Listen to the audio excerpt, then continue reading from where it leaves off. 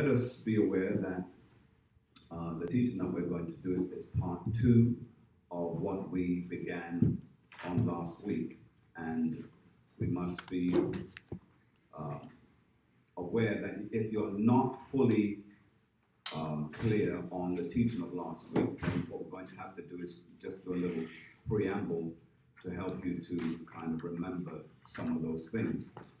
Go with me now to the book of Luke, chapter 15. The book of Luke, chapter 15.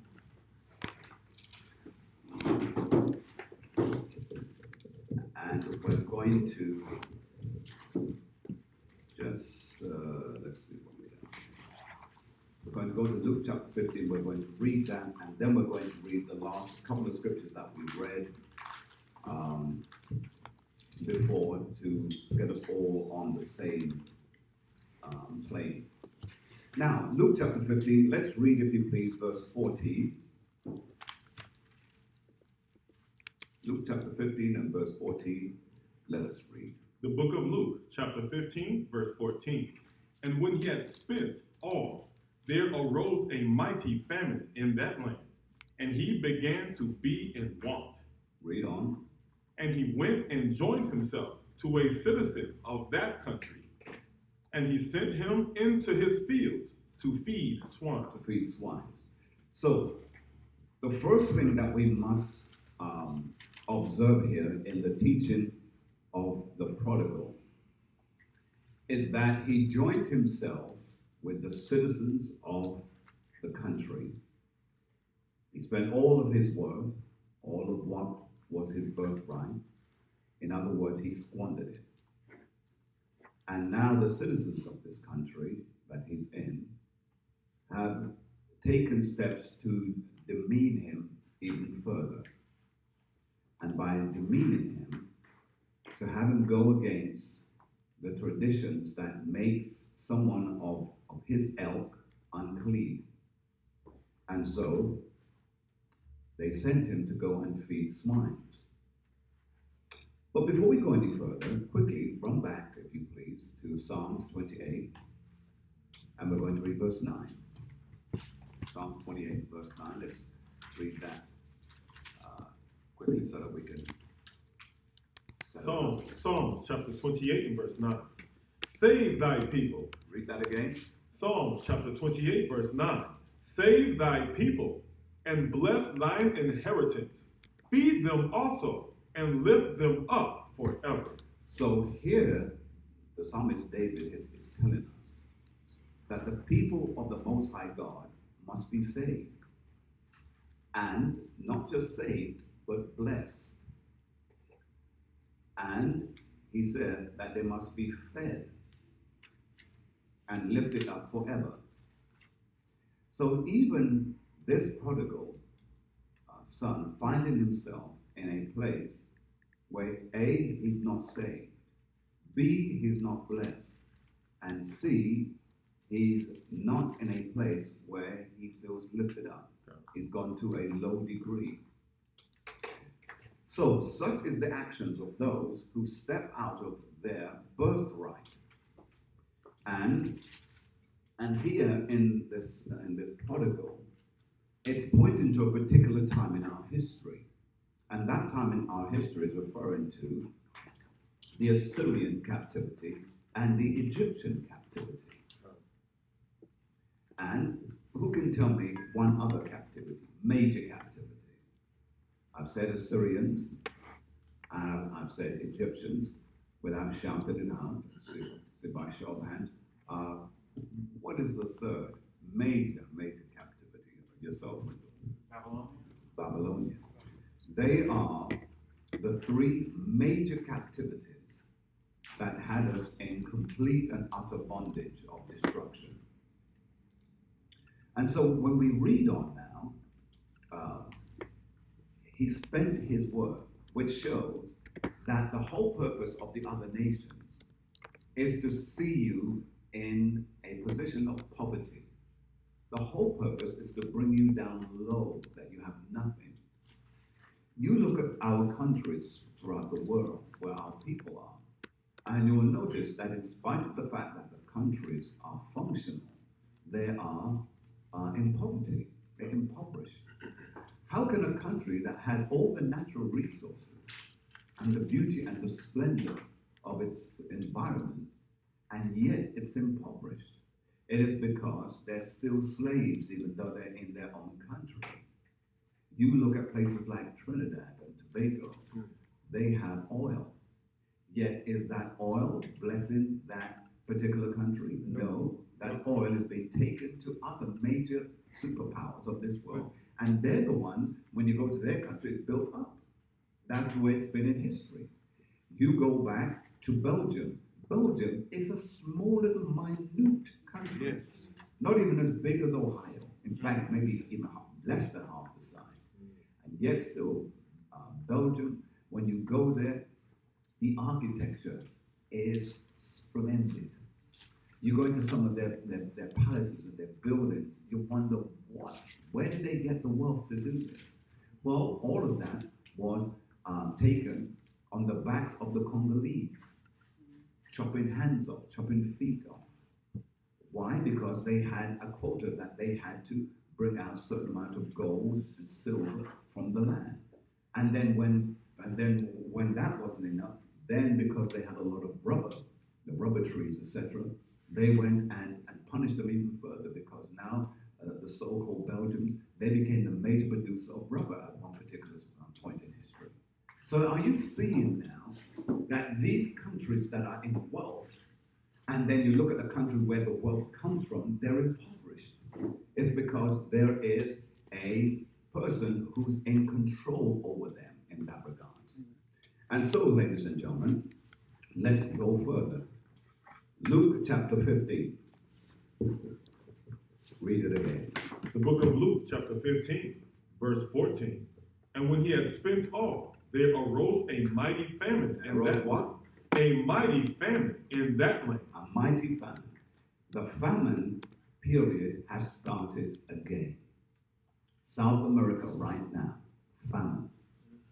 South America, a rich place, yet it is suffering from famine. You go into the stores, there's no food there. So what are they doing? Like in every famine, they leave their country and go to a country where there is more prosperity. And that's why they're all trying to get into so-called America. And the president is saying, we don't want them here. We don't want the criminals. Well, half the people are trying to get in here. They're not criminals. They're people with families. And then when they get in, they put them in detention centers. Are you not seeing the scriptures being fulfilled before your eyes? And the reason why you don't get it is because many of us, we've been so caught up living our lives that we don't see the bigger picture. We're just caught up in our own little micro going on. Yet when we look in the macro of life, things are happening. So now, ladies and gentlemen, and let's go to a couple of scriptures. Go to Proverbs chapter 5 and 15, please. Proverbs chapter 5 and verse 15.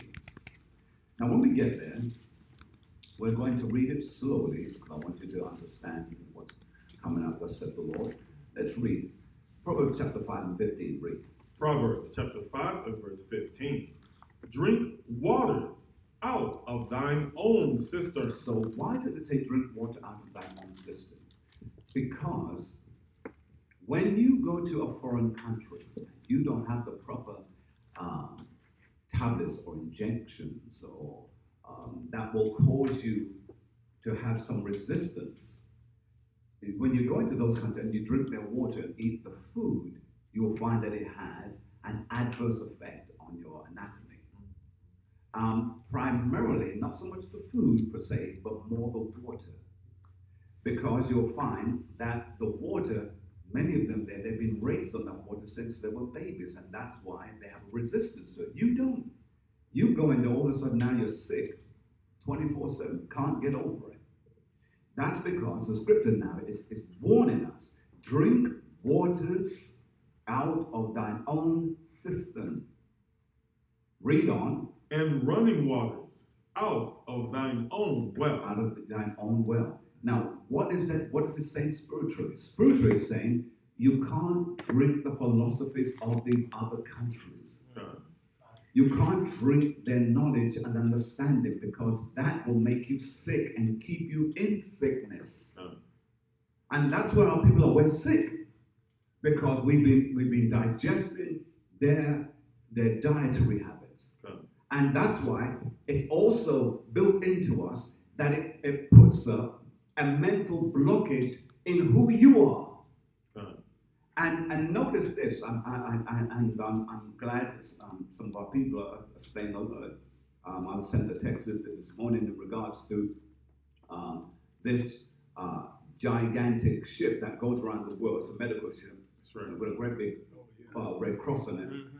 And they're going to Jamaica offering free medical and things of that nature. Are you joking? Mm-hmm. Beware of Edom bringing gifts. Because here it is now, they're saying that we're going to do this. Don't you remember that in the sub-Saharan, where a lot of the so-called AIDS epidemic took place?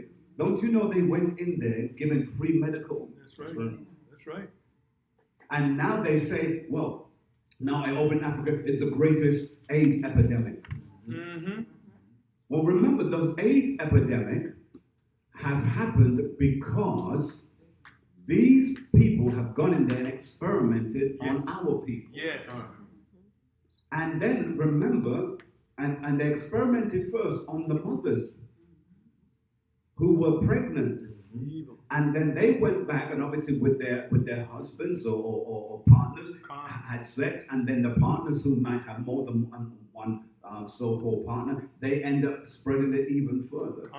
And then they turn around and say that we just go about having sex and spreading it. You gave it to us. Mm-hmm. You manufactured it. That's right.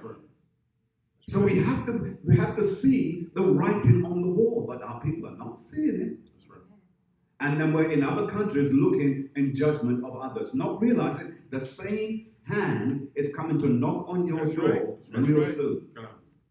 The same thing happened with AIDS. The same thing happened with the Ebola breakout. Yes. All these things have been done where? On our country, on our people, because they know the nature of our people and they know it will spread like wildfire. That's right. Now they're going over to places like Jamaica with this big ship, and the people are thinking that God has sent some deliverance. He's not sent no deliverance. This is part of destroying the 2/3. That's so true. Be careful. So true. Be careful. And so it warns us about drinking from other people's philosophy, other people's mindset. Let's read verse 16. Proverbs chapter 5, verse 16. Let thy fountains be dispersed abroad. Let thy fountains be dispersed abroad. In other words, let our teaching be dispersed abroad. Right. Let us bring the teaching to the other nations. That's right. That's right. Let us, and when we say other nations, our people that's been scattered in other nations, to be more specific. Finish up.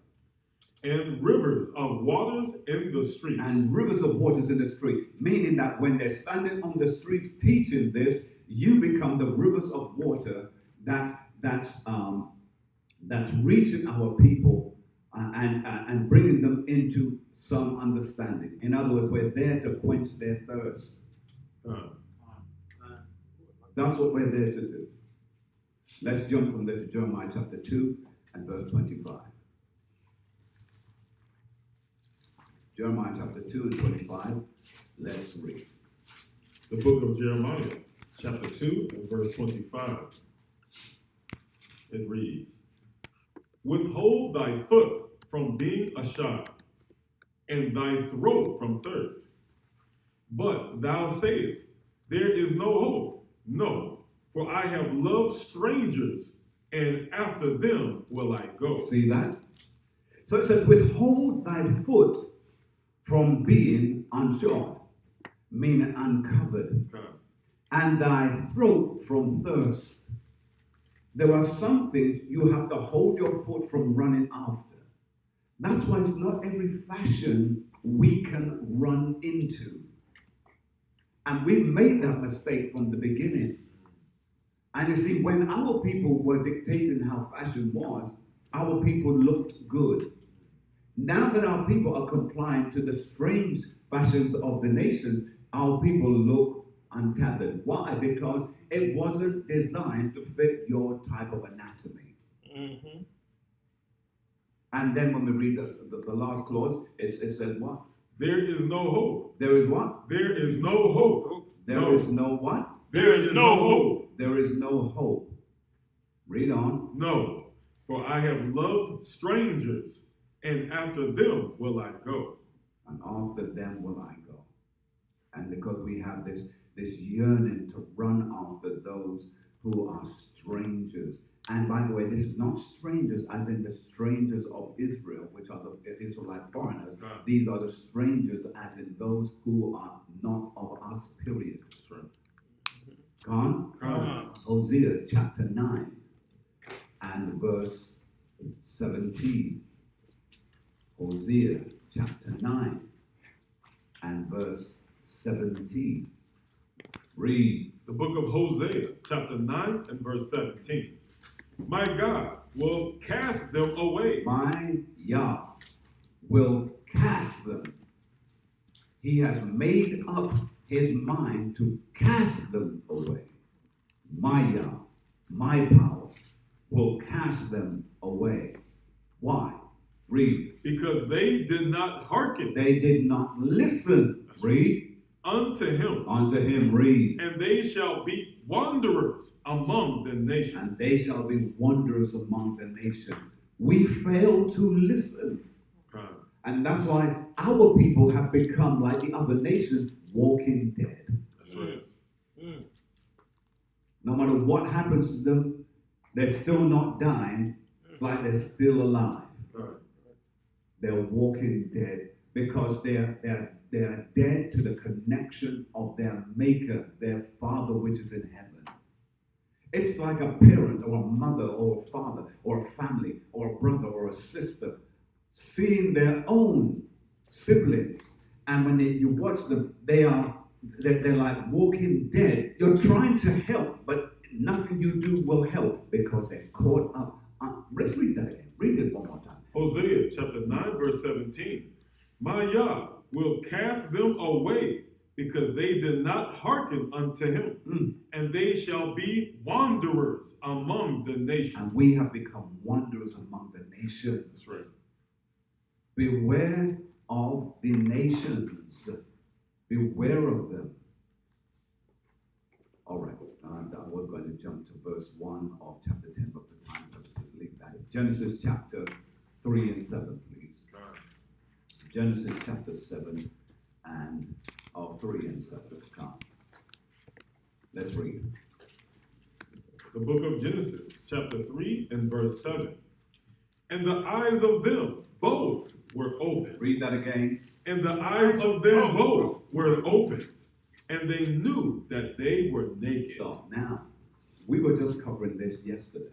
That's right. And we were breaking it down because there was a misunderstanding. In fact, officer, if you want to remember, can you share some what we were going at? Well, we began last night at chapter 2. Correct. And verse 15. And it read, And the Most High Power took the man and put him into the Garden of Eden to dress it and to keep it. Verse 16. And the Most High, thy power, commanded the man, saying, Of every tree of the garden thou mayest freely eat. And that's where we had a little bit of misunderstanding. When the Most High, in verse 16, had commanded the man, saying, Of every tree of the garden thou mayest freely eat. Here it is in verse 17. But of the tree of the knowledge of good and evil. Just back up just a little bit, explain what the trees are. In Genesis chapter 2 and verse 16, the trees are the other nations. And so in verse 17, this particular nation in verse 17, the Most High God commanded, says, but of the tree of the knowledge of good and evil. So notice, he's warning them about another nation that was in the garden. That's right. He said, of all the trees, You're okay to go and eat with them. Meaning, you can take knowledge from them. You can take what they have. Why? Because you, as the people of Most High God, these people are under you.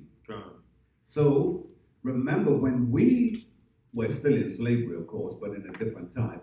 But when we were in shackled slavery, anything that we invented it. We made it. We created it. But who owned it? They did. They did. Why? Because they are whom? Edom. They're the masters. Yeah, masters. The rulers. If you are under someone, no matter what you make, they're still the owners of it because they own you. Therefore, they own every idea, every thought, every creation, every invention that you do. They own it. That's true. Are you seeing this? Yes. That's why, even though we invented the zebra crossing or the traffic lights and all these different things, we invented them. Guess what? They own it. That's right. And that's why you've never seen any day, I'm yet to see a program about the great inventions. Why? Because certain inventions, they know they can't talk about it because they talk about it, they have to give props to whom? And they're not going to give props to the slaves. So this is the reason behind it. So that's why of all those nations, in verse 16, we have the right over them. So when it said, and the Lord God came and commanded him, saying, of every tree of the garden thou mayest freely eat, because you own it. That's right. You own the fruit, therefore you can eat the fruit. Go ahead, sir. Take it further. Yes, 17. Genesis chapter 2 and verse 17, it says, but of the tree of the knowledge of good and evil, thou shalt not eat of it, for in the day that thou eatest thereof, thou shalt surely die. So that was that wicked nation that the Most High had forbid Adam to take part in. Now, a question. Let me have. Okay. The tree, the first part of the scripture, but of the tree of knowledge. What verse? Let's start with 16. 16 verse. Every tree of the garden thou mayest freely eat. And then it follows with, but there is one tree or one nation. Right. Could that possibly be the other tribes that you can freely eat, freely associate with, freely talk to, listen to? And then the tree of good and evil, some of the other nations. I mean, you got a good nation and you got a bad nation. All right. You want to take it? You want me to? Go ahead. I'll start it. Go ahead. Because I want to go back to Genesis chapter 2 and verse 15, so we can kind of clear up a little bit. Here in Genesis chapter 2 and verse 15, it reads, and the Most High Power took the man, Adam, and put him into the Garden of Eden. So he had commandment over the garden to dress it and to keep it. So he had charge over the garden. Good. Right? So when you jump down to verse 16, it says, and the Lord God commanded the man, saying, that we read in verse 15, of every tree. So he already had commandment to rule those other nations already. Good. And take part in commanding to do whatsoever, and take part of whatever they had. He could take part of that because he had sovereignty, he had rulership over them, right? Yeah. So here in verse 17, he says, but of the tree of knowledge of good and evil, this is another nation. The Most High saying, thou shalt not eat of it, for in the day that thou eatest thereof, thou shalt surely die. Yes. That's what the Most High God was commanding him, that he could eat of every other nation, but of this particular nation, he was supposed to refrain from it. He said he would surely die if he partake in this one nation. Now, he's passed the back to me. Let me take it home. Beautiful. Here is the reason, man. Good and evil. Because this other nation, they knew good, but they also knew evil. Now, the man, in other words, the Adamites, they knew good, but they did not yet know evil. the Most High was not ready for them to know evil. You see, because the moment you know both sides of a thing, you become greater than the whole. Because you now see through both sides. To become godlike, you have to know both the left and the right hand side, the good and the bad. And so now, this particular nation, which is very important, but of the tree of the knowledge of good and evil, thou shalt not eat of it. Don't have anything to do with them. Because you know good, but I'm not ready for you to know evil just yet. That's down the road for you to know. Right now, enjoy the good. Enjoy what I'm giving to you. Enjoy the sovereignty that you have over the nation. And imagine, all the nations, but this one nation we became more attracted to. And so now, when we read on it, says, and thou shalt eat, thou shalt not eat of it, let me back up. But of the tree of knowledge of good and evil, thou shalt not eat of it, for in the day, in that 1,000 year, in that period of time that you eat of it, thereof, thou shalt surely die. You're going to die within that period.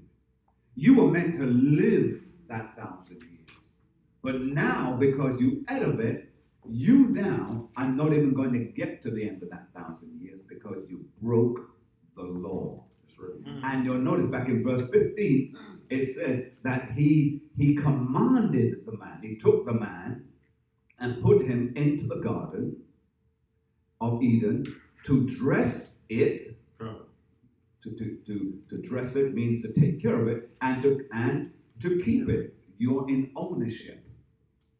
And here's a commandment. And the Lord God commanded the man. It was a commandment. You broke the commandment. I told you not to go and deal with them, but you went and dealt with them anyway. That's right. You see? So when you see that now one would say, what does this have to do with the prodigal? Everything. Because it shows how we have a propensity to want to go after things that we've been told don't go after. Mm-hmm. It's like the forbidden fruit syndrome. You're told not to, but you go after it nonetheless. Yes. Is that clear? All right. Okay. There were other nations created in yes. That's where I was losing. Right. I was thinking way ahead. I got you. Because you're thinking the 12 tribes, but the 12 tribes have not come along at this point. Because now, at this juncture here, we're dealing with the sons of the power, the sons of God. Because the other nations were the sons of the nations, the sons of the wicked. All right? Come on. Yes, ma'am. In verse 9, it mentions two specific types of trees. Yes. The tree of life. Mm-hmm. That represents what? All right. Okay. The tree of life, it represents the law. The law of the Lord. The law. All right. So, and the second is where we are. Right. Is what we're reading actually in 17. Because they had the law of the Lord. They see that the tree of life was the laws, and we had that. That's the good that we had. Right. But he didn't want us to go and now touch that which was of the knowledge of good and evil. So it was the balance. That's the balance. Because to whatever, remember, the scriptures must be read. Where there is one, there is an opposite of it. Where there's a good, there is a bad. You see? And so he's showing us that here in the Genesis depiction. All right. So we'll move from that. Genesis 3? Yes, sir. I just go to verse 1? Yes, sir. No, we're going to this bit 7. Yes, sir. The book of Genesis, chapter 3 and verse 7.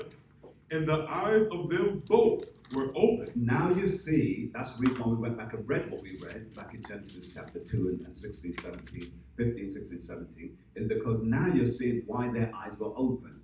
Because when they went with this nation now, that nation that they went with, it opened up their eyes and let them see things that it wasn't that they wouldn't see it eventually, but that was not the permitted time. And so it said, and we've got to read it from the top again. Genesis chapter 3, verse 7. And the eyes of them both were open, and they knew that they were naked, and they sewed fig leaves together. So when it comes to sewing fig leaves together, run to Revelation chapter 3 and 18 real quick, and then we'll come back there. Revelation Chapter 3 and 18, we'll read that real quick. I think it is.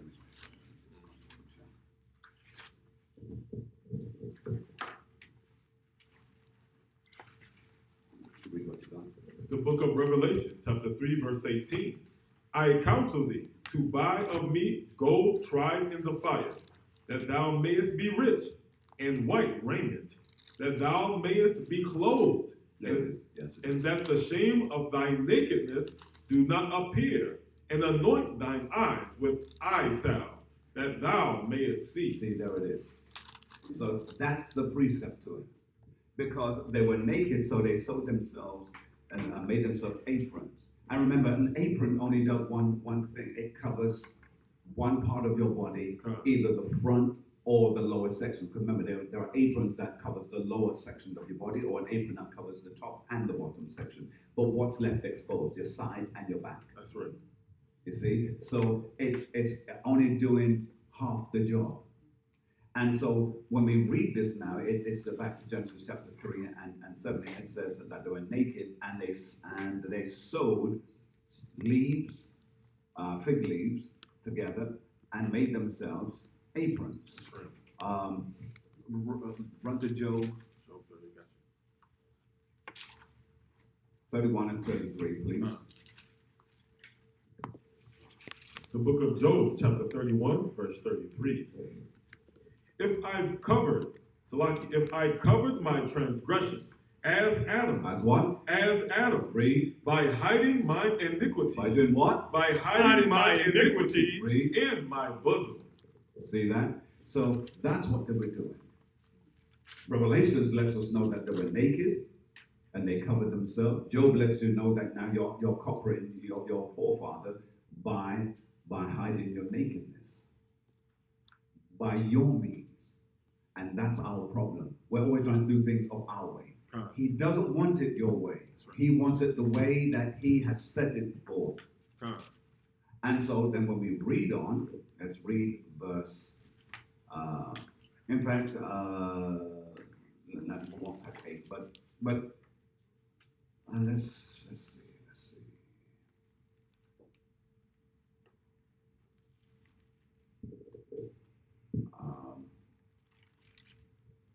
Let's run back to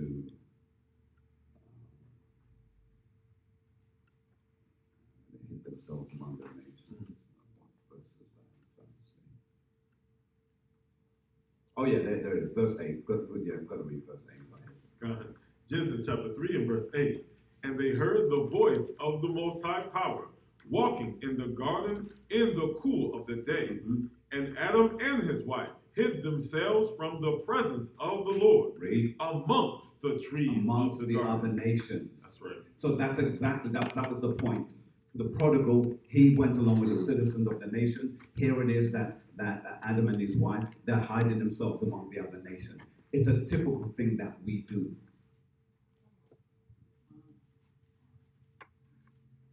When we're in transgression, we hide ourselves among the nations. And that's what people are doing right now. That's right. They're hiding themselves among the nations. Gone? All right. Let's go to Psalms 100, Psalm 106, 35. Psalms 106 and 35.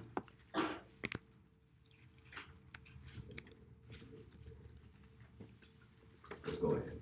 The book of Psalms, chapter 106, verse 35. but were mingled among the heathen, and learned their works. I'll tell you what, jump back to verse 34, it'll give more clarity. Psalm chapter 106, verse 34. They did not destroy the nations, concerning whom the Most High commanded them. See, so back in the Genesis, they were meant to destroy a particular group of people, but they didn't do it. And though that same group of people that they should have destroyed came back later and tried to conquer them, and because the land of Canaan was given to them.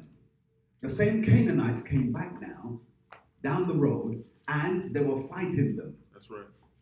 Now, if they destroyed them in the beginning, they wouldn't have had that situation. But because they were disobedient, and remember, every time we've lost, it's because we felt like we knew better than the Most High God. Caleb and Joseph said, come on, we can go and fight them, and we can beat them. And they said, no, let's consult the others. Let's come together to bring a council. And they brought the council, and they argued from morning until night. And then at night time, now they say, okay, all right, we're together. Let's go and do it. Too late. That's right. You're doing it on your figure. And he's telling them, when I told you to go, that was the right time. So he said, and they did not destroy the nations concerning whom the Lord commanded them. Now watch what they did. Read. But were mingled among the heathen. So they mingled themselves among the heathen. They went and spread their seed among them. Mm-hmm. That's what we keep on doing. You stiff-necked Israelites. That's right.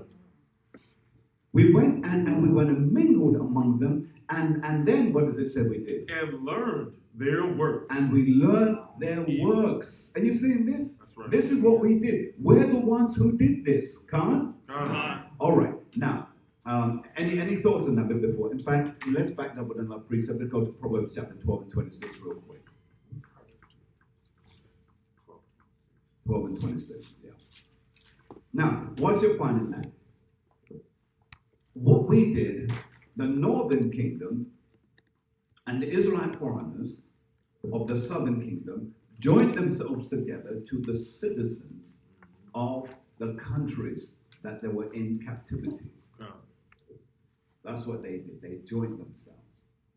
And that's why when you look at the fact that, yes, many of our people left and got on ships and came across to the Americas, some of our people did not come with them. That's why all the 12 tribes are not only on this side of the world. That's why they're still over in Africa now. Right. Ephraim is still out there. That's right. Asher is still out there. That's right. You see what I'm saying? There are small groups of our people that are still out there because it wasn't a general agreement that everybody followed and all jumped on the ships and went. And you know how we are. God. Remember, half the time when Moses was taking us through the wilderness, we were arguing and complaining about going back. Because there's always those who want to go back. God. And won't follow those who are going forward. Come on? So Proverbs chapter 12 and 26 is read. Proverbs chapter 12 and verse 26. The righteous is more excellent than his neighbor, but the way of the wicked seduceth them. We get seduced by them. That's right. We become seduced by them. That's why it's not in our nature to be homosexuals. Mm-hmm. It's in the nature of Esau to be homosexual. Yes, it is. Yes. It's in the nature of Esau to have sex with animals. God. It's in their nature. That's why when you check out their bloodline, there are the things in their bloodline that has been spread to us that gives us sickle cell anemia. God. Because that's been passed on from them because they had sex with animals. Yes. And you say, well, how did we get it? Well, where it comes from. if you've been raped a number of times, well, what do you think is going to happen? But again, our people don't want to learn this. Our people don't want to know this. Oh, but they've been so good to us. They give us free medical, blah, blah, blah. What the scripture said, for the want of all things. That's right. And according to Deuteronomy chapter 28, we're going to go and we're going to get food, water, clothing, and find that for me and just read it. That's it. Deuteronomy chapter 28 and verse 48. Therefore, shalt thou serve thine enemies, which the Most High shall send against thee, in hunger, and in thirst, and in nakedness, and in want of all things. And he shall put a yoke of iron upon thy neck, See? until he have destroyed thee. And that's what they have done and continue to do. That's right. Question, go ahead. There's a question online for clarification. Sister Carla says, were they literally naked or spiritually uncovered from the law for their transgressions? Spiritually uncovered from the law for their transgressions. That's right.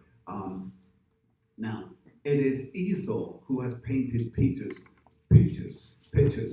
from Michelangelo and all of those guys, those Italian guys, where they show pictures of Adam and Eve being blonde hair, blue-eyed, naked, and creamy skin. And as we explained last week, you can't get black out of white. You just can't. Nope. No matter what you do, you can't do it. It's a physical impossibility. Again, let me reiterate. Everything in creation comes from carbon. Carbon is a black matter. That's right. So work that one out and then come up with me with an answer whenever you had that. Not to the person who's asking the question. The person who's asking the question. This is I'm answering your question indirectly. Any other questions online? No, sir. All right. Any questions here before I go forward? Yes, go ahead. So the prodigal son is a parable about us. The prodigal son is a parable yes, about us. about us as the northern kingdom that left the father, took our belongings, and went our own way. That's right. Whereas the son that stayed represents the southern kingdom, the son that was faithful to his father. But say again. Who is that? Who does that represent? The southern kingdom represents Judah, Benjamin, and Levi. So we're the southern kingdom. Well, you're the southern kingdom. That's right. You're the southern kingdom. Now, it is listed among the historians and biblical prophecy that the Benjamites and the Levites, who are of so-called West Indian, and notice blacks being called West Indian, they're the ones who are of the southern kingdom and who attach themselves to Judah, because Judah being the chief of that. You see? So that's where all that comes from. Now, is it that Judah was perfect? No, because Judah went off too. You see, but Judah didn't go off at the same time as the northern kingdom. The northern kingdom went off way before, and they messed up, and their history is quite marred by their actions. That's right. That's why they ended up in South America building pyramids and cutting hearts out and eating the heart, and all of those things. The northern kingdom did. They become base people, and yet they were still keeping some of the law, statutes, and commands. They're still speaking Hebrew. They're still wearing fringes. They were still doing many of the things that they were commanded to do, but they became corrupt. And the Most High will still accept them back. Yes, because he has promised that he would never destroy Israel forever. And that's, see, this is why when we speak to our people, we're trying to get into their minds. Don't you realize how privileged you are? Before this truth, my mind was always, it's unfair that those Jews have this right. Before I came into the full understanding, how is it that they have that they're the chosen people, and no matter what happens to them, they're always going to survive? I knew all of that back then. The surpriser was when you are Israel, not them, and they're the liars, according to the book of Revelations. That's right. You see, so when you start knowing that, if you're part of the elect, a shudder should come over your leg. Go, wow, really? And you wake up and you begin to sit And in fact, it's almost as if you begin to sit upright, head up, That's right. feel better about yourself. No better. Because the Spirit now is acknowledging who you are, letting you know that Israel is forever. Never. Even though we've messed up and we've gone to the pits of it, he said he'll still bring us back. That's right. And Doctor, go ahead and read it. It's the book of Hebrews, chapter 8. I'll start at verse 7. Mm-hmm. For if that first covenant had been faultless, then should no place have been sought for the second. Read. For finding fault with them, For doing what? for finding fault with them, Read. he said, Behold, the days come, The day is come. Read. saith the Most High, when I will make a new covenant, Make a what? make a new covenant Read. with the house of Israel and with the house of Judah. See? So the house of Israel, which is the northern kingdom, and the house of Judah, which is the southern kingdom, a new covenant. Bringing us in. We are so undeserving, but he still has mercy on us. By Shem Mashiach Yahushua. All right, let's get back to where we are. Go to 1 Maccabees, please. Chapter 1 and 11. 1 Maccabees, chapter 1 and 11. Let's read. The first, Salaki, page 114 in the Apocrypha. First Maccabees, chapter 1 and verse 11. In those days went there out of Israel wicked men who persuaded many, saying, Who did what? who persuaded many, saying, See, so our people were persuading others to become ungodly. Read on. Let us go and make a covenant with the heathen that are round about us. And remember, the word heathen means other nations. Go on. For since we departed from them, we have had much sorrow. See? So they even turn around. Well, since we left those heathen people, we're suffering now. God. So let's go and make a treaty with them that we can get back under their umbrella. Well, let's stop there. And let's go back, if you please. Let's read. Let's go back to Luke chapter 15.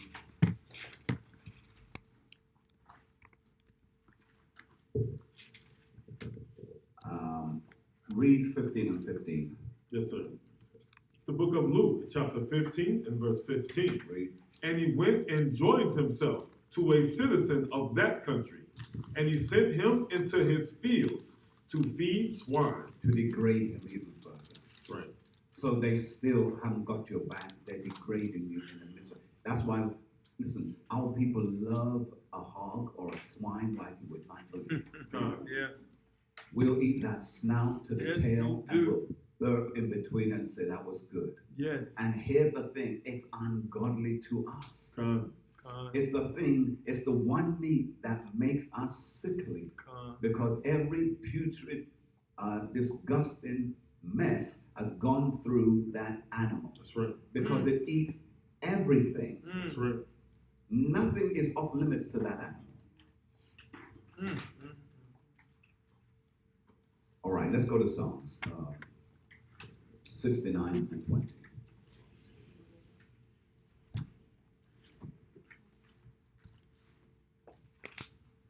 Read what you have. It's the book of Psalms, chapter 69 and verse 22. Let their table become a snare. No, Psalm 69 and 20. Verse 20. Yeah. Salaki. Psalms, chapter 69 and verse 20. Reproach have broken my heart, there it is. Read. and I am full of heaviness. Read. And I looked for some to take pity, but there was none. Read. And for comforters, but I found none. Read. They gave me also gall for my meat, and in my thirst they gave me vinegar to drink. All right, let's break that down spiritually. God. So,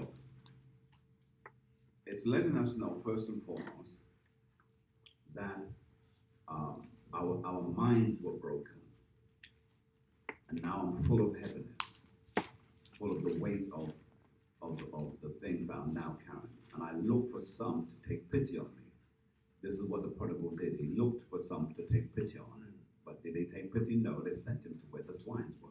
That's right. But there was none for comfort, but I found nothing. So either way, no pity was found, no comfort was found.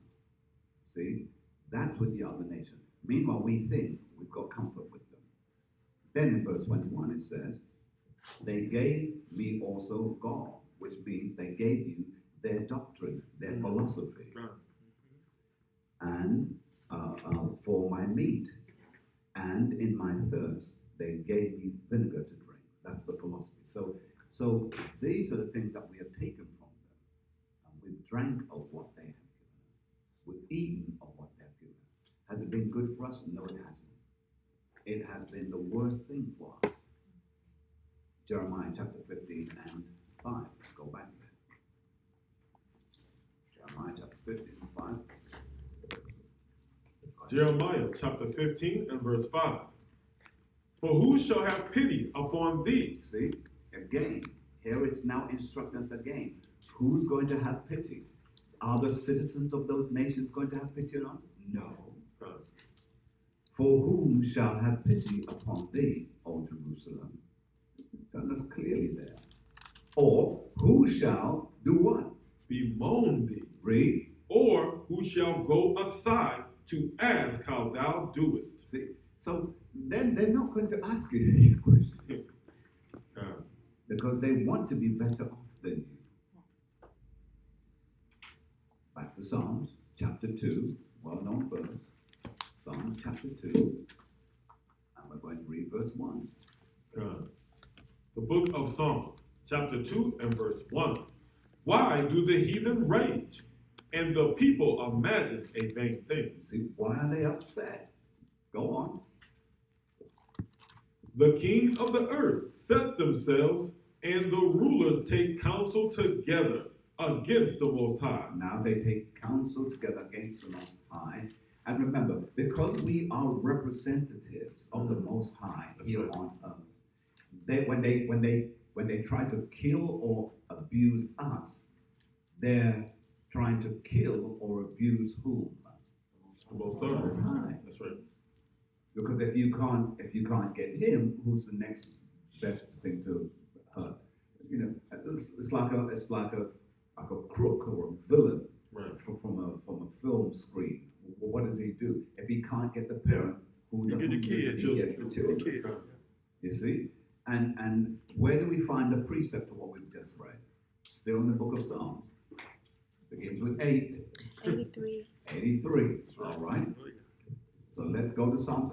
We're coming back to Psalms chapter 2, but let's go to Psalm 83 and let's read. The book of Psalms, chapter 83 and verse 1. Keep not thou silence, O God.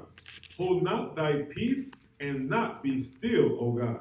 For lo, thine enemies make a tumult. Make a what? Make a tumult. They make a tumult. Go on. And they that hate thee have lifted up the head. Now let's understand what the word tumult means, because we've said it a number of times, and many of us, we don't understand it. The word tumult means an uproar. They're making an uproar. Fuss, argument, angry, derision. Read on. They have taken crafty counsel. They have taken crafty counsel. Read. Against thy people. Against whom? Against thy people. So you see, it's against the people. Thy people. If I heard the people that he had promised, then guess what? All is going to be well. What's he going to do me? Go on. And consulted against thy hidden ones. Against the hidden ones. And the hidden ones, let me give you a precept for that real quick. I know I'm jumping around a little bit. Go to Luke chapter 12 and 12 and 2. Just go back there real quick. Just read it also. Yes, sir. The book of Luke, chapter 12 and verse 2.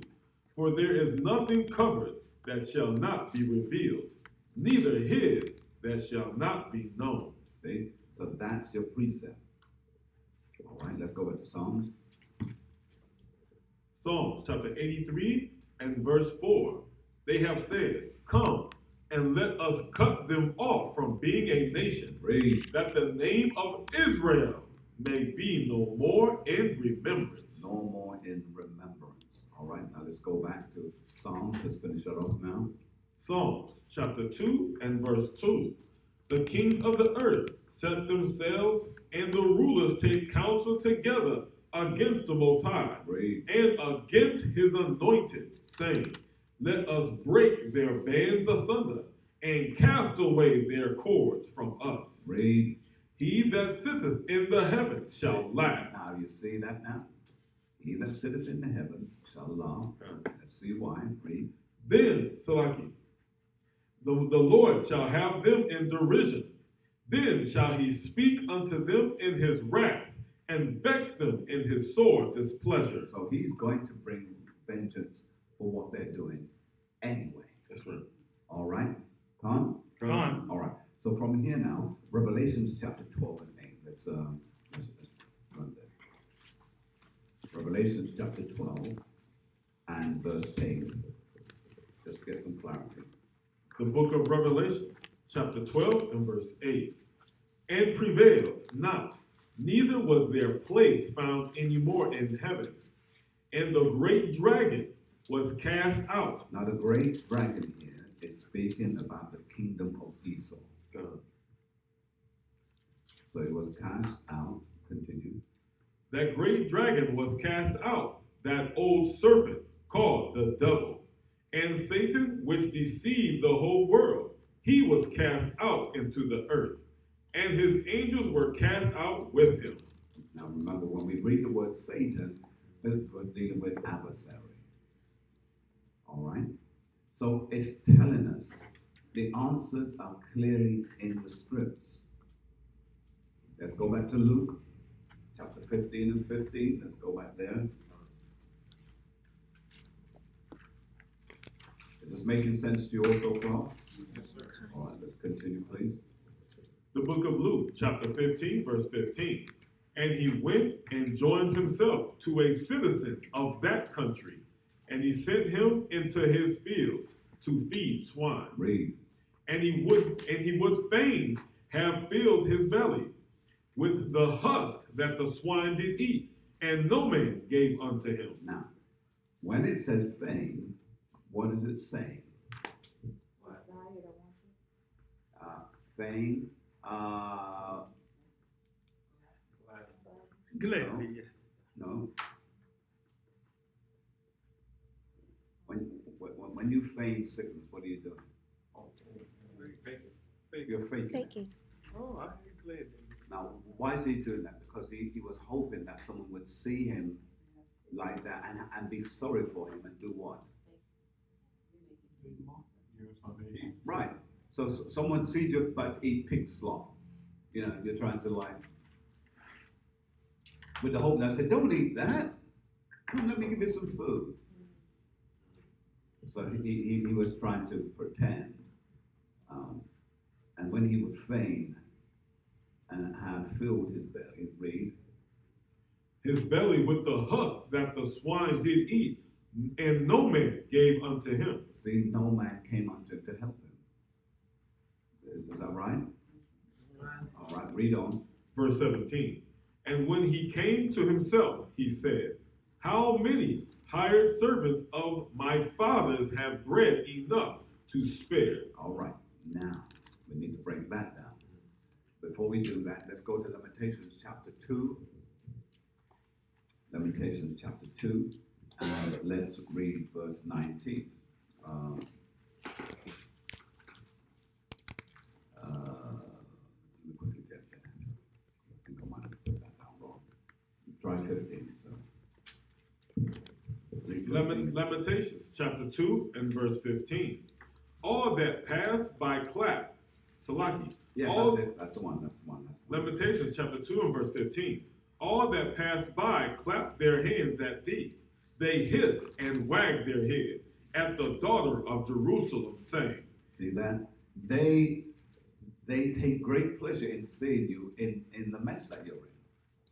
That's why we have a poster that we use when we go out to camp, and it shows a picture of our people with their pants hanging down, and our sisters in the club on a pole. And then the caption beside it shows the presidents of the different presidents of the United States all laughing at them and saying, yeah, we got them exactly where we want them. All right, go ahead and read it again. Yes, sir. Lamentations chapter 2, verse 15. All that pass by clap their hands at thee. They hiss and wag their head at the daughter of Jerusalem, saying, Read. Is this the city that men call the perfection of beauty, Read. the joy of the whole earth? Read. All thine enemies have opened their mouth against thee. Read. They hiss and gnash the teeth. They say, We have swallowed her up. Certainly, this is the day that we looked for. We have found, we have seen it. There it is. See? So the caption goes well with that. Good. Because that's what they are. They're happy about seeing our people in a state of confusion. That's right. Let's go to 1 Kings chapter 8 and 46. Let's put some more meat on the bones. 1 Kings 8:46. 1 Kings 8 and 46.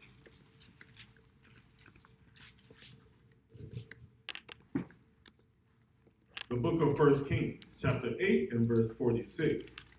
If they sin against thee, for there is no man that sinneth not, and thou be angry with them, and deliver them to the enemy, so that they carry them away captives into the land of the enemy, far or near. Read.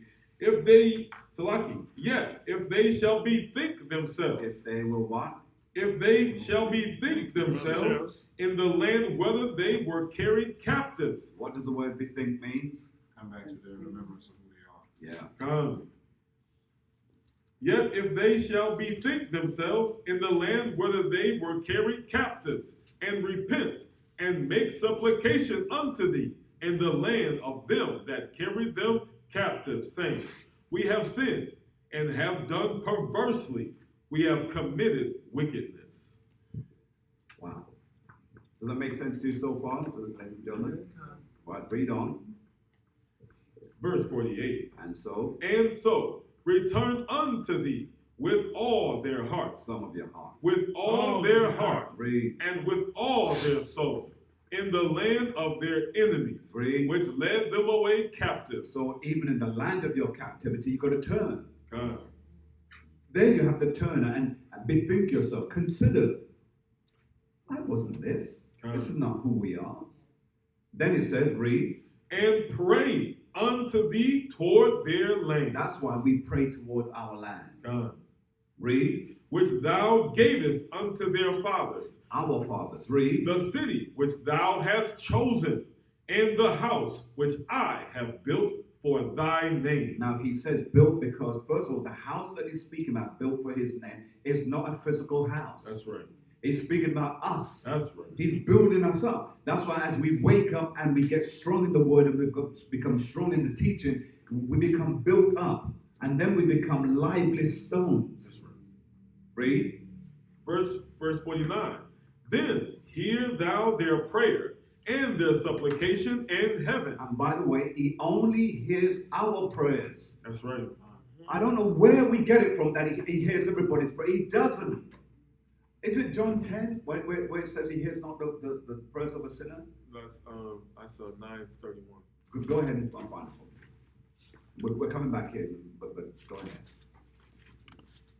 John. The book of St. John, chapter 9 and verse 31. Now we know that God heareth not sinners, but if any man be a worshiper of God. See, so he heareth not sinners. Now let's understand this. Which sinners is it speaking about, ladies and gentlemen? Israel. Yeah, interesting. Let's read this again. John chapter 9 and verse 31. Now we know that God heareth not sinners, but if any man be a worshiper of God, and doeth his will, him he heareth. So he hears not sinners, but he only does according to those who are his. Read verse 32 before we go on. John 9:32? Yeah. Yes, sir. Since the world began. St. John chapter 9, verse 32. Since the world began, was it not heard that any man opened the eyes of one that was born blind? All right. Did you have another scripture to back that up? All right. Just Amos when he says he only punishes us. Yeah, all right. Now, let's leave that. Let's go back. Go back. All right. So let's finish up 49 back in 1 Kings 8. 1 Kings chapter 8, verse 49. Then hear thou their prayer and their supplication in heaven, thy dwelling place, and maintain their cause. All right. Now let's go to Psalms 15 and 15. Please make notes of these scriptures. You will not be able to corroborate what you're saying if you don't have them. Do we have a question? Oh, in John 9 and 31, I thought also the sinners were referencing Edom. No, Not in this case. he doesn't hear any prayers from Edom, because the scripture says that though he sought it in repentance and cried bitterly, Hebrews 12:16. yeah, he said he's not having anything to do with them. He's talking with tears. Yeah. So he has nothing to do with the prayers of Edom. And anyone who is Edom and says that he only heard my prayers, that's the God of this world. That's the one whose prayer he's hearing, or is hearing their prayers. Gone? All right. Let's go.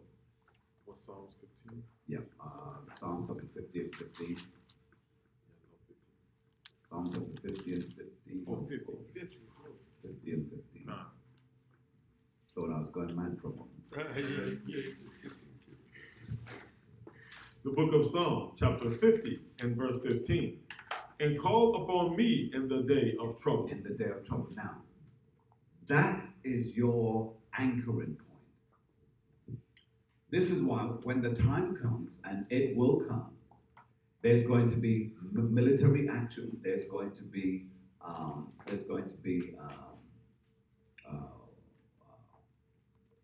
what do they call it when they lock you down? Martial. Martial law. That's the word I'm looking for. Right. When that time comes, and the time comes that many of our people will have to scatter from city to city, you will find that you'll be wondering, how are you going to make it? How are we going to eat food? How are we going to escape if there's impending danger before us? Here is the scripture that you anchor yourself on. Read it for me, please. Psalm chapter 50, verse 15. And call upon me in the day of trouble. I will deliver thee. Stop. He said, when you call upon me, he said, I will deliver thee. He makes it clear. No arguments. Read. And thou shalt glorify me. And when you come through that deliverance, you're going to say, look at what Yahweh done. That's right. You're going to glorify him. Read on. Verse 16. But unto the wicked, God saith, what hast thou to do to declare my statutes? See? That's So a problem. you have nothing on me. What did Denzel Washington say? He said, okay. Yeah. Let's leave that alone. All right. I'm King. Anyway. Right. Let's read it again. Psalms chapter 50, verse 16. But unto the wicked, God saith, what hast thou to do to declare my statutes? Read. Or that thou shouldest take my covenant in thy mouth? Read. Seeing thou hatest instruction, Read. and casteth my words behind thee. You hate it. Esau, you hate it. So don't bother acting like you do when you put on those gowns and you walk and you're trying to act all sanctified because you don't like it. That's part. You hate it. That's right. You can't take instructions. God. And don't let a Negro tell you who you're looking at, boy. Yeah. God.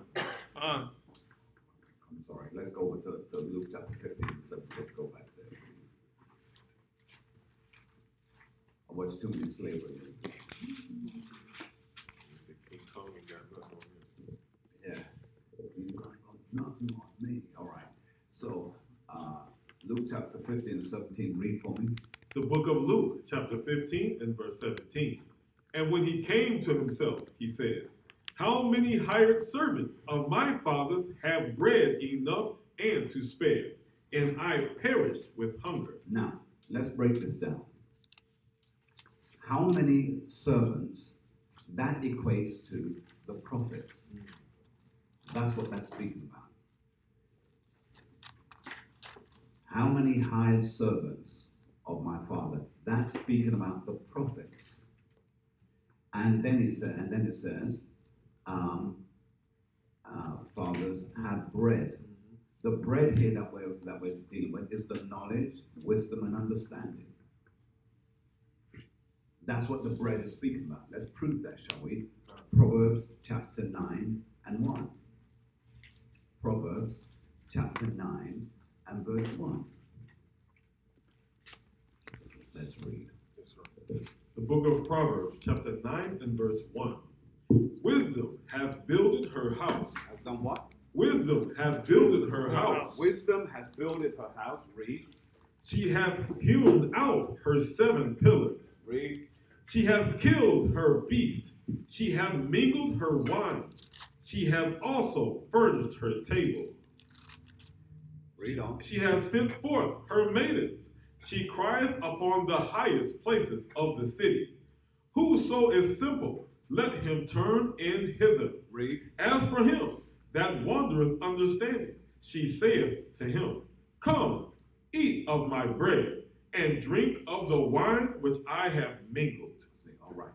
So we're understanding then that wisdom has built her house. We're understanding as well that understanding, it says, for him that wanteth understanding, she has to him, come and eat of my bread, eat of this knowledge, that you may get understanding.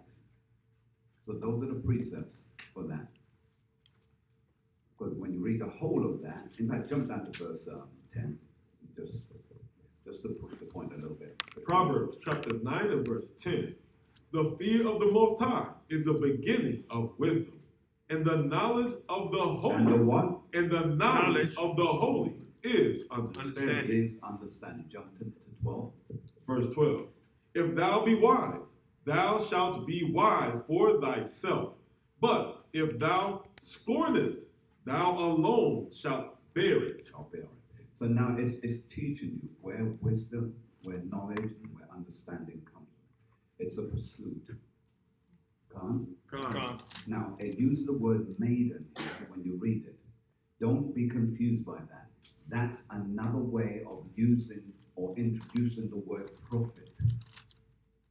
So where you see the word maiden here is prophet. Because when you want a maiden, you run after her. When you want knowledge, you run after he who has the knowledge. All right, so that's what that's speaking of. And if we don't get the balances of that, sometimes when you read it, what's up with that? It's confusion. It's not confusion.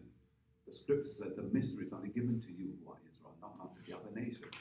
So when you read it and understand it, it's broken down to you to get clarity and understanding. All right. Now with this, let's go to Jeremiah 3 and 15 to prove the maintenance situation a little bit more. So when you got it, so just go ahead for time purposes. Jeremiah 3 and 15. The book of Jeremiah, chapter 3 and verse 15. The young lions select. Jeremiah chapter 3 verse 15. And I will give you pastors. Give who? I will give you pastors. Right, go on. According to mine heart. According to my mind. Which shall feed you. And their job is to feed you. Feed you how? Read. With knowledge. With what? With knowledge. Knowledge. And understanding. And understanding. That's why if you're not getting any knowledge or understanding, in the wrong place, move. Because you need to get knowledge and you need to get understanding. All right. Okay, let's go from there back to Luke, if you please. Luke chapter 15, let's read 17 and 18 again. The book of Luke, chapter 15, verse 17. And when he came to himself, he said, how many hired servants of my father's have bread enough to spare and to spare? Which means what? Understanding? No, which read it again, sir. How Salaki, Luke chapter 15, verse 17. And when he came to himself, he said, how many hired servants? Stop. So we just read Prophets. prophets. Got to keep it in your mind. Go on. Of my fathers have bread. Have what? Have bread. What is the bread? Knowledge. Okay, good. Read on. And to spare, and I perish with hunger. I perish with hunger. Okay. Right. Now, remember we read in 1 Kings 8 and 46. Okay. We read that, right? Do we need to go back there again just to prove a point? No. Yes, we do. Let's go back there. Because if you got this verse 17 wrong after we just done going to go through, we need to go back to 1 Kings. 1 Kings chapter 8 and 46. Let's read it, please. 1 Kings chapter 8 and verse 46. If they sin against thee, for there is no man that sinneth not, and thou be angry with them, and deliver them to the enemy, so that they carry them away captives into the land of the enemy, far or near. See, so it's letting you know that the actions for our sins. Let's go back to Luke. Now we read a little bit more, but we don't have time for that. So just keep that in mind for you to go back and read it with some more depth in your own time. Luke chapter 15, let's read 19. Luke chapter 15, verse 19. And am no more worthy to be called thy son. Make me as one of thy hired servants. Hold on. Did I say 19? I'm sorry. Go read. We jumped a verse, didn't we? Yes, sir. Let's read 18. I'm sorry. Come, verse 18. I will arise That's it. and go to my father. Now that's when you hear the word. It connects with you. You say, yes, I'm going to follow this. Now, listen now. Don't go off into this Esau mess. I need to get some things together before it's like when I used to hear when I was in Christianity, people say, well, I want to give my life to the Lord, but there's some things I've got to sort out. You can't sort out nothing. Yeah. You can't sort out your life. You can't do it. And if you can't sort out your life, therefore, you have to leave it with Him. You can't sort out stuff that's gone on in your life. The scripture said, as for me, you My first, house. Yeah. then your house. God. Get you together first, and then He'll deal with the rest and make it smooth for you. That's right. God? So He says here, me first, will arise and go to my Father, That's right. my Abba, and will say unto him, in other words, remember how we pray? We make out a list of what it is we're going to ask Him. So we come to Him precise and concise. And I will say unto Him, Father, I have sinned against heaven and before Thee. That's right. That means you have humbled yourself and made yourself naked before Him. Stay with me, now. Stay with me. I'm with you. Stay with me. All right, you're going to run with me. You know, I'm a marathon. All right. So here we are now. Next verse. Read. Let me finish verse 18. Go ahead. Come. Luke chapter 15, verse 18. I will arise and go to my father, and I will say unto him, Father, I have sinned against heaven and before thee, and am no more worthy And to I'm be what? and am no more worthy to be called thy son. Not worthy to be called your son. I'm just not. Watch what he says. Read. Make me as one of thy hired servants. Make me like one of your prophets. That, you know, That's right. that just humble me, but don't refuse me. God. Are you seeing this? Yes. All right, let's back that up with some scripture, shall we? All right, let's go, if you please, to Proverbs. Go back there. Proverbs 20 and 24. I'm nearly through. So for those of you, I know this has been a marathon, but it shows you how this prodigal parable, we've skimmed over it and never really gone into full depth with it. Come on. All right. All right, let's go. The book of Proverbs, chapter 20 and verse 24. No, 22. No, what did I say? 24. Yes, you are right. Sorry. Proverbs, chapter 20, verse 24. Man's goings are of the Most High. Now, why does it say that? It means then that before the prodigal was even making his way back, the father set that in action. He set it up that the father would be out there looking for his son. Meaning that our heavenly Father, he's looking out for you to return. That's right. And he's looking, but he's not being braggadocious with it. He's looking and waiting for you. And when he sees you, he's going to run and fetch you. Because he loves you that much. Wow. You know how, come on, you know family. You know how Papa and Mama can be. Hey, Terry's coming down the road. Let's see what he wants now. We have an attitude. Really, he's coming? Oh, let's go get him. That's the attitude that we should have. Ray's down the road. Find him. All right, let's go back and read. Proverbs chapter 20 and verse 24. Man's goings are of the Most High. How can a man then understand his own way? So meaning that you don't control your goings and comings. You thought you were the one making the choices. But if you are of the elect whom he loveth, he's chasing it. He's going after you. That's right. And he's going to be whipping you all the way home. That's like it did. I know those things. Jump. I remember the strap coming out, and before I reached the corner, and I didn't even know my mother could run that quick. My line says, this woman could. I said, what? I know I could beat her. No. Yes, sir. Got the book of Psalms, chapter 37 and verse 23. It reads, the steps of a good man are ordered by the Most High, and he delighteth in his way. And he does what? And he delighteth in his way. Verse 24. Though he falls. Though he what? Though he falls. Read. He shall not be utterly cast down. You will not be utterly thrown aside.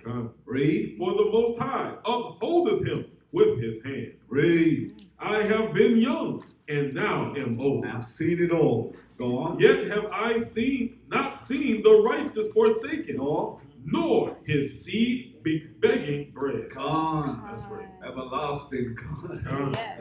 Everlasting God. Yes, sir. All right, let's go from there to Matthew 6 and 8. Matthew 6 and 8. Psalm 37. Psalms chapter 37, verse 25. Psalms 38. Matthew 6 and 8. Matthew 6 and 8.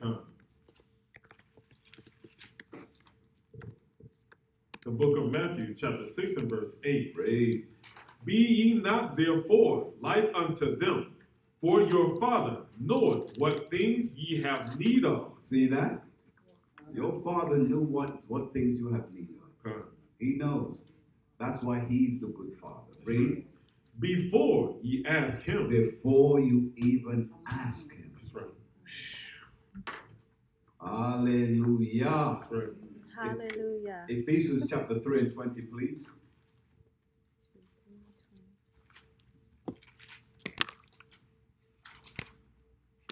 Ephesians 3 and 20. 3 and 20. Ephesians chapter 3 and verse 20. Now unto him that is able to do exceedingly abundantly above all that which we, above all that we ask or think, according to the power that worketh in us. See that? Now unto him that is able to do exceedingly and abundantly above all that we ask or think, according to the power that worketh in us. There's something that's continually at work in you. That's right. Isn't that something? All right, let's go from here to Romans chapter 8 and 29. You all That's know right. that one. Romans 8:29, let's read. The book of Romans, chapter 8 and verse 29, it reads, For whom he did foreknow, he also did predestinate to be conformed to the image of his Son, that he might be the firstborn among many brethren. Among many brethren. And I'm tempted to read the next verse. Read, Moreover, whom he did predestinate, them he also called. Read. And whom he called, them he also justified. And whom he justified, them he also glorified. Glorified. That's And in order to be glorified, you have to go through some things. You're going to go through some things. And don't despise those things when you go through them. Because those things that we're going through, it's the trying of our patience. That's right. Hallelujah. It's trying because, and you don't try something because it's of no good. You try it because it has some value or some means to you. That's right. All right. From here, let's go back to Luke chapter 15, and let's read verse 20.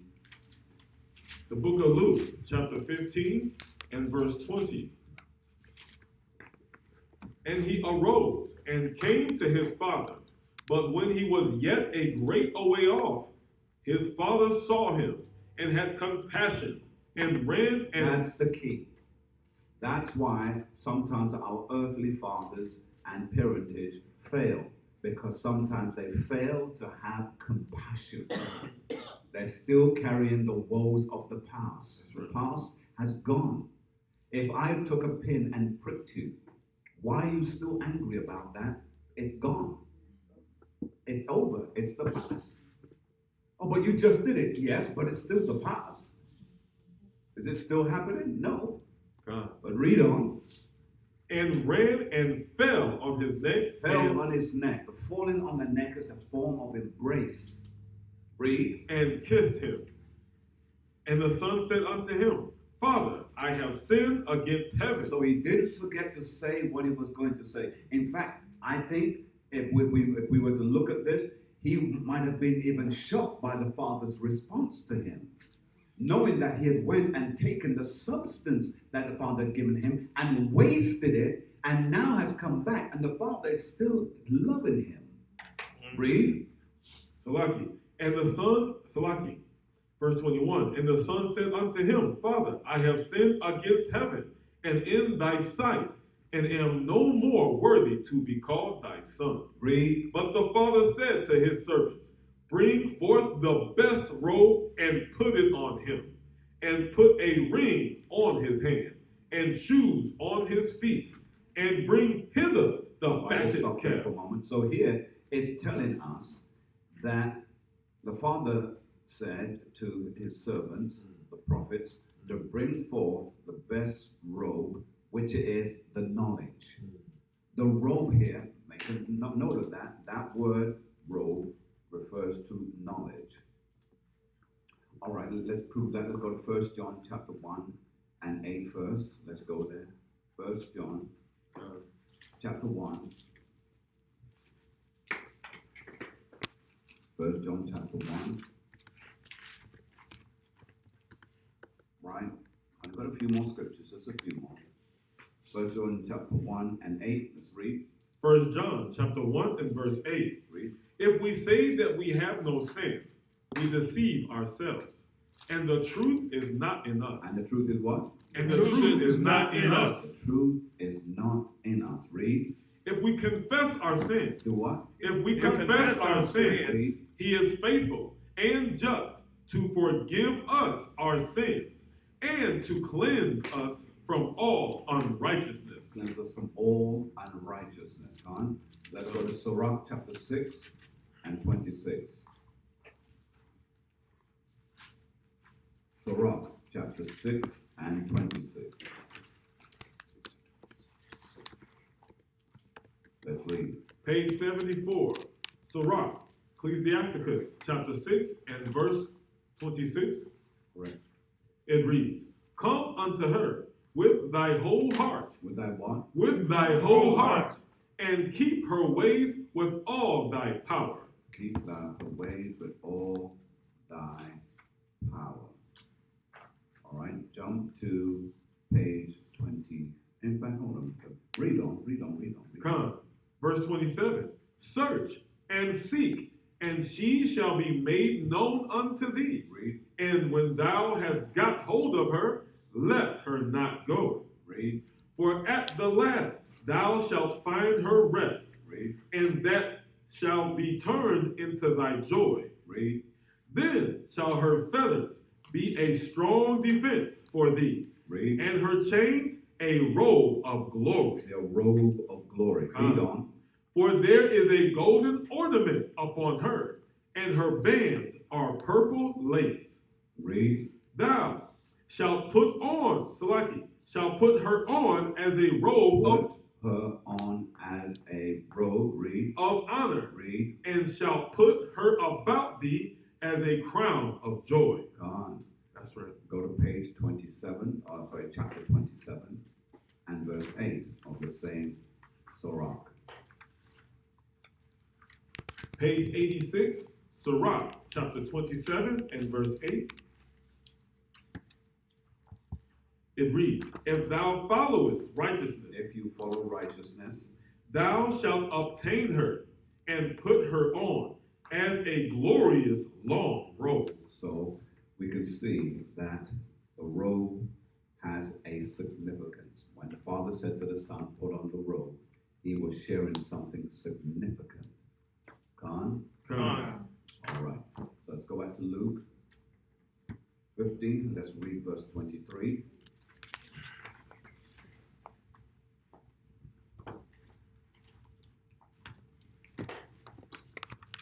Five more scriptures. Let's go. 15:23. Uh-huh. Yes, sir. The book of Luke, chapter 15 and verse 23. It reads, And bring hither the fatted calf, and kill it, and let us eat and be merry. For this my son was dead, and is alive again. He was lost, and is found. All right. Now, let's put some precepts to that. Proverbs chapter 9. The book of Proverbs chapter 9. And we'll begin at verse 10. Proverbs chapter 9 and verse 10. The fear of the Most High is the beginning of wisdom. Read it again. The fear of the Most High is the beginning of wisdom. Read. And the knowledge of the holy is understanding. Is what? Is understanding. Jump to verse 12. Verse 12. If thou be wise, thou shalt be wise for thyself. But if thou scornest, thou alone shalt bear it. Thou alone shalt bear it. John 14 and 6. The book of John 14 and verse 6.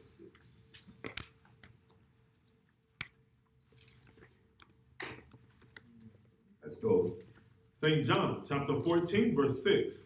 Yahushua saith unto him, I am the way, the truth, and the life.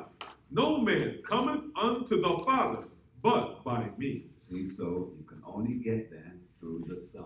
Come. All right. Same book, 11 and 25. Chapter 11 and 25. Turn back a few pages. Go. St. John chapter 11 and verse 25. Yahushua said unto her, I am the resurrection and the life. He that believeth in me, though he were dead, yet shall he live. So even though the Father thought the Son was dead,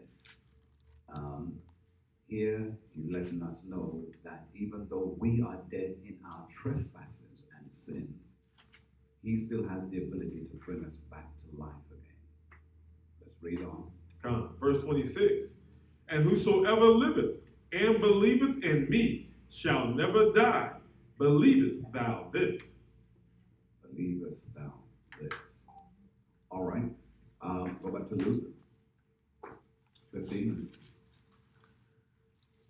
Luke chapter 15 and verse 25. Let's read 24. Come. Luke chapter 15 verse 24. For this my son was dead and is alive again. He was lost and is found. and they began to be merry. Read. Now his eldest son was in the field, and as he came and drew nigh to the house, he heard music and dancing. Now, this is a depiction of the Jews, which is now Judah, being jealous of the Gentiles being engrafted back into the fold. That's right. See that? Yes, sir. So let's read it again. Luke chapter 15, verse 25. Now his eldest son was in the field, and as he came and drew nigh to the house, he heard music and dancing. Read.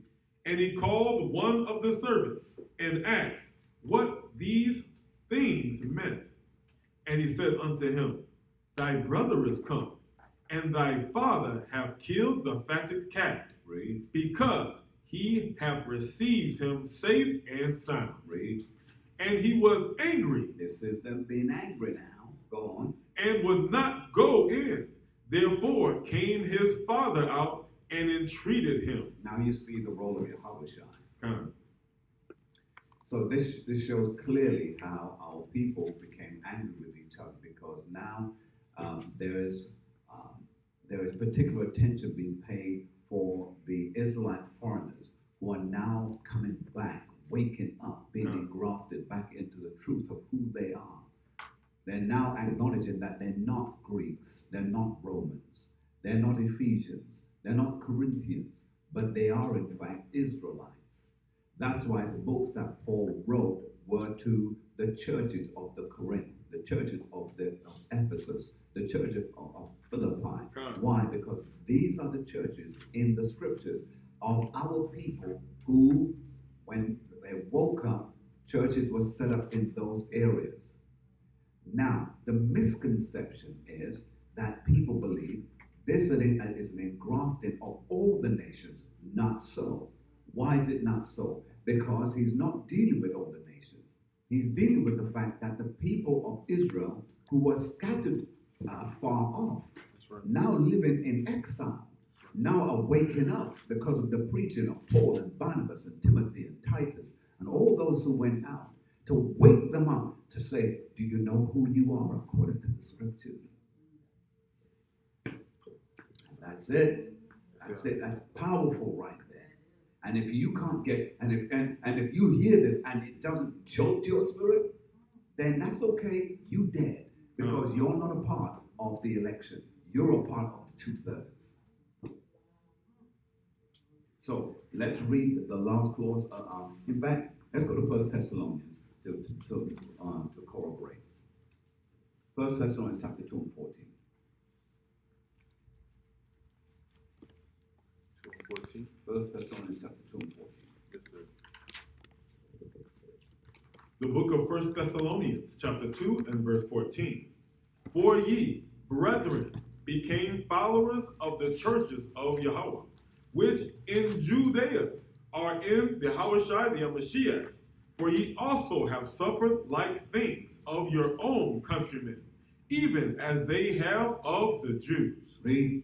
Who both killed the Most High Yahushua and their own prophets, and have persecuted us, and they please not Yahweh, Read. and are contrary to all men. Read. Forbidding us to speak to the Gentiles. Doing what? Forbidding us to speak to the Gentiles. Are you seeing the connect now? They were forbidden to speak to the Gentiles. Who were them? They were of them. They were of the jury. But again, did not know who they were. Continue. That they might be saved. Might be what? That they might be saved. Read. To fill up their signs always. No. Go back and read it again. Salaki. To fill up their sins always. Come.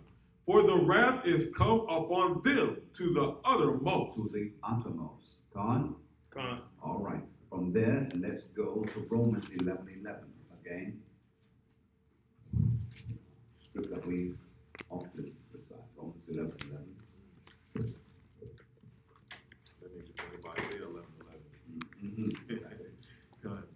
Go ahead. The book of Romans, chapter 11 and verse 11. I say then, have they stumbled that they should fall? God forbid. but rather through their fall, salvation is come unto the Gentiles. Unto the Gentile, the Israelite foreigners. Continue. For to provoke them to jealousy. Provoke them to jealousy. And since we're there, let's just read 12 and other stuff. Verse 12. Now, if the fall of them be the riches of the world. What? Now, if the fall of them be the riches of the world. Read. And the diminishing of them the riches of the Gentiles, how much more their fullness? How much more their fullness? Slam dunk. All right, let's just finish read Luke 29, 15, 29, and then we're done. The book of Luke, chapter 15 and verse 29. And he answered and said to his father, Lo, these many years do I serve thee, neither transgressed I at any time thy commandment. And yet thou never gavest me a kid, that I might make merry with my friends. Read. But as soon as this thy son was come, which have devoured thy living with harlots, thou hast killed for him the fatted calf. Read. And he said unto him, Son, thou art ever with me, and all that I have is thine. Because it was a prophecy that Judah would be like this. That's right. But now, because he knew what Judah's mind would be, watch what happened. Read on. Verse 32. It was meet that we should make merry and be glad, for this thy brother was dead, and his Salaki, and is alive again, and was lost, and is found. Now, Judah did not fully understand that. So what did the Most High do? He said, okay, in 70 AD, we're going to let you experience the same thing. We're going to send you out there. Right. You're going to also be scattered. You're going to find yourself losing your heritage. And then let's see if you can say the same thing when I bring out the fatted cows for you as I did for your brethren. Oh, I'm there. That's what happened. Can I be jealous of my brother? And that's the you had you quickened in your trespasses and sins. Say that again, sir. And that's the you had you quickened in your You hath he quickened who were dead in their trespasses and in their sins. Come on. Any questions from anyone here or online? Yes, please. So because the son took issue with it, Mhm. then God repaid him with the same situation, which Correct. is us now. Correct, because see, remember, although this is a parable, it's a parable based on the habits, the actions, and lifestyle of Judah, the southern kingdom. That's been their thought processes. But the Most High God has heard and has read their thoughts, and he doesn't miss anything. That's why in the scripture he said, "Be careful what you say." Better still, be careful what you think. Any other questions from anyone? Feel free. Any questions? Yes. This passage, just to clarify, and back in verse 25, Luke 15:25, where it speaks about, you first mention the Jews and then you mention the Gentiles. Mm-hmm. For those who may be listening online and may not understand where you talked about the northern and the southern kingdom in relation, could you review that just a little, please? Yes. All right. I'll touch it a little bit, but I'll also say, go back and read verse chapter 1. All right, or part 1. Part 1. All right. So here it says, now his older brother was in the field, and as he came and drew nigh to the house, he heard music and dancing. Now, this may be confusing to some if you're just now coming in on part 2, but the two brothers, going back to verse 11, if you just go back there to read that song. Yes, sir. Luke chapter 15, verse 11. And he said, a certain man had 2 sons. And the younger of them said to his father, Father, give me the portion of goods that falleth to me. Fallen to me. So what he's now doing, the story is about two sons, but it's about the northern and the southern kingdom. It's about one group of brothers who went off their own way, and another set of brothers, which is now Judah, who remained. But they also fell into harlotry and all the rest of it.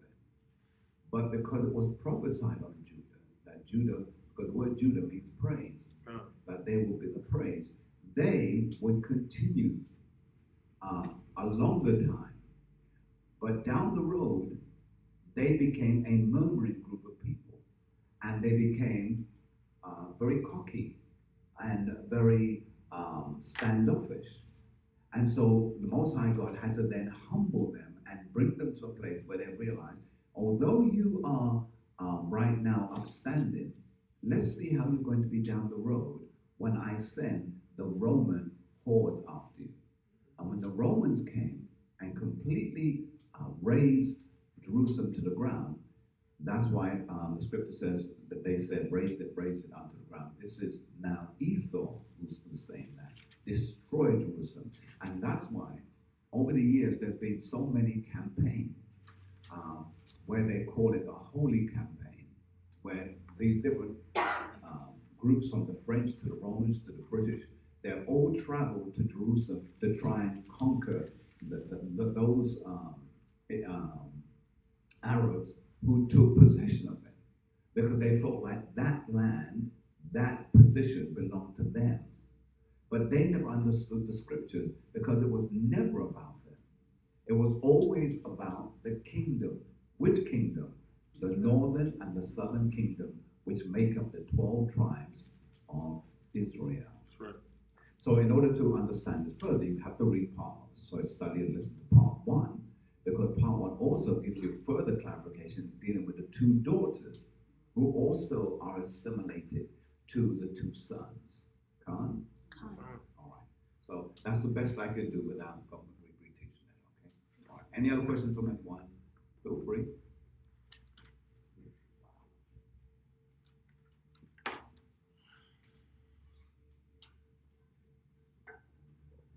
No questions? Okay. Pastor, you said something that struck a chord with me. I'm just trying to go back to the verse of Jeremiah 3:15. Jeremiah 3 and 15. 3 and 15. Okay. Pastors. The book of Jeremiah, chapter 3 and verse 15. And I will give you pastors according to mine heart, Right. which shall feed you with knowledge and understanding.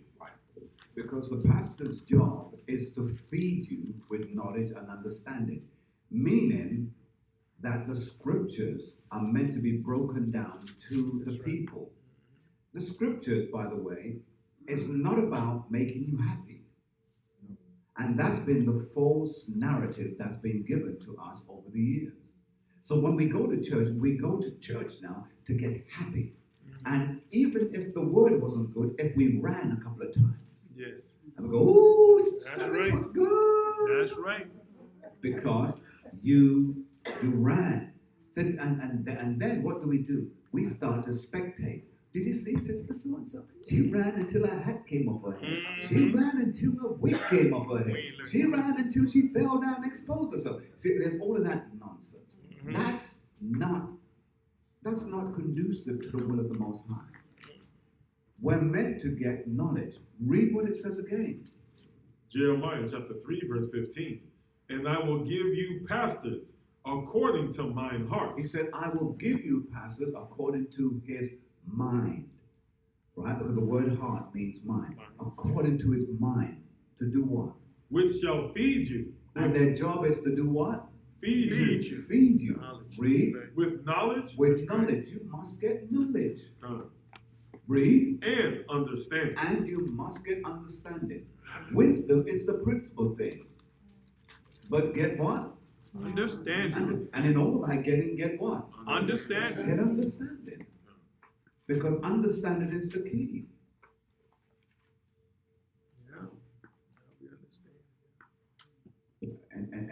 Any other question?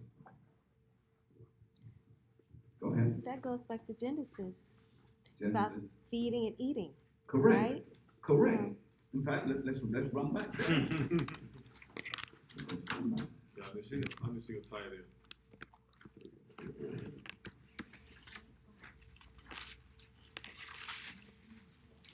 Go on chapter 2 and chapter 3.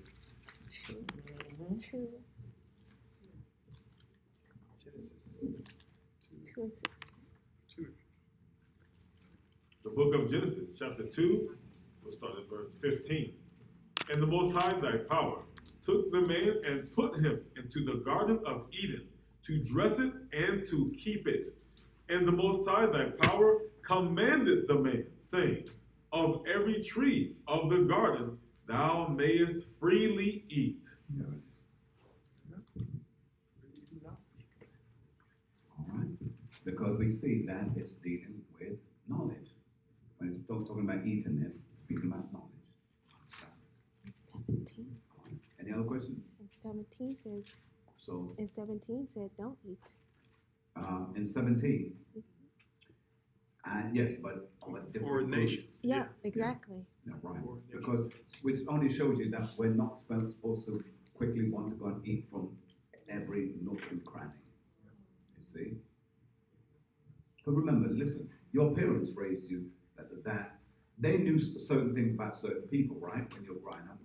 And don't look at me strange like you don't know. And your parents would say, where you going? Blah, blah, blah. Right. All right. Don't you eat anything now? Huh? Am I lying? No, you're not lying. I know that. Huh? Because our parents did the same. Yeah. Because they would say to you, you're going right? No, I don't want you to eat anything. Cooking, that's right. So what must I say then, Mom? I don't Say wanna- thank you very much. Yeah. But I'm okay at this time, and that's it. Because they knew things that you didn't know. That's right. We was milk and they was the meat. All right. Any other? All right. Well, at this time, ladies and gentlemen, since there's no other questions online, let me give some brief announcement. Prepare yourself for the Feast of Dedication that's coming up in next month. We will be having certainly a special service for that. For those of you that are not aware, because you must be asking questions, but our background has changed. Well, we're in some new locations here. The Most High God has given us our own location. We have a new building. We're doing some work on it. So every now and then we'll be swapping positions depending on the work that we're doing. We thank the Most High for what He is doing, how Right. He is Yes. expanding us and unifying us. And for those of you that have been kind and supportive by giving online, I want to thank you sincerely from the bottom of my heart. For those of you that haven't, not to worry. We just pray that this word continues to fall on your heart and to bless your soul. Now, on the behalf of the new Milleneumn City Church, the church that we believe as a people that will rule in the kingdom, we look forward to seeing you again on next Sabbath. And we bid you on behalf of also myself, we say Shalom. Shalom. Barakatah Yahweh. Barakatah Yahweh.